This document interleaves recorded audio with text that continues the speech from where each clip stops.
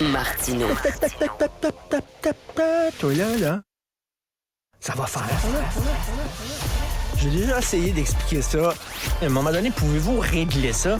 La rencontre de Richard Martineau. Richard, bonjour. Salut. Écoute, texte très intéressant dans la section argent du Journal de Montréal sur Hydro-Québec. Et tu sais, les sociétés d'État comme Hydro-Québec, comme la Société des alcools du Québec, ils ont une double mission. Première mission, c'est de nous offrir pour Hydro-Québec de l'électricité ou pour la SAC des spiritueux puis du vin à bon prix, à meilleur prix, tout ça. Deuxième mission, c'est bien sûr de ramasser de l'argent pour les coffres de l'État. Mais tu dois équilibrer les deux. Et là, on voit, c'est Pierre Fitzgibbon qui faisait une conférence hier, puis 80% des revenus d'Hydro-Québec vont directement dans le fonds consolidé.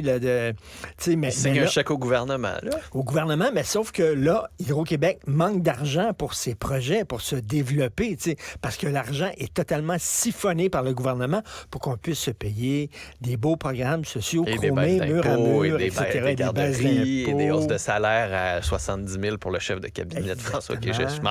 Des bonnies, etc. Bon, donc ça prend de l'argent, mais sauf qu'ils n'ont plus d'argent pour se développer et faire de nouveaux projets. Puis entretenir aussi leur réseau. Moi, c'est là où je me dis, il y a un petit enjeu. Là. Puis, tu sais, comme couper les arbres, là, puis, faire attention au réseau. Changer les fils, s'assurer que les poteaux tiennent.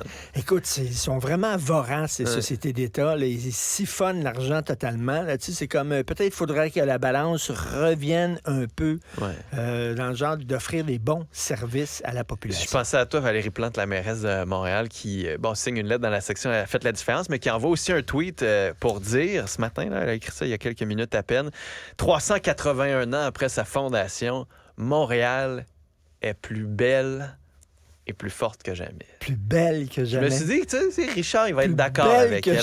C'est la plus belle version de Montréal qu'on a jamais eue. Ça n'a jamais été... Ça n'a jamais été plus beau. Là. Moi, j'ai vécu l'Expo 67. J'étais jeune, mais j'ai des très beaux souvenirs. C'était une époque où Montréal était vraiment super génial. C'était Non, là c'est top. Là, c'est le top de Montréal. Ça peut pas être plus beau que ça l'est présentement.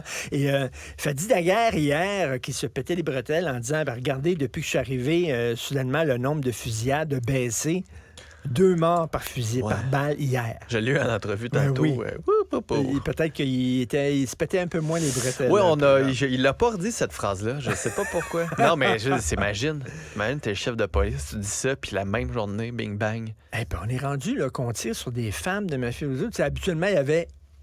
J'ose pas parler de code d'honneur, le code d'honneur chez les bandits, mais tu sais, les femmes et les enfants, tu touchais pas à ça. Et là, on est rendu maintenant qu'on tire une femme dans un stationnement. C'est rendu à quel point le crime organisé et désorganisé. Oui, mais c'est ça. Puis l'année passée ou l'année d'avant, on tirait sur n'importe qui pour faire du scoring. Moi, c'est là où je commençais à être un peu inquiet. Richard, je te souhaite une bonne émission. Merci beaucoup. Merci à toute l'équipe qui a travaillé là-dessus. Cybelle Florence, Jean-François, derrière la console, qui est un an plus vieux qu'hier. Et merci surtout à vous d'avoir été là. C'est toujours un plaisir. On se retrouve demain.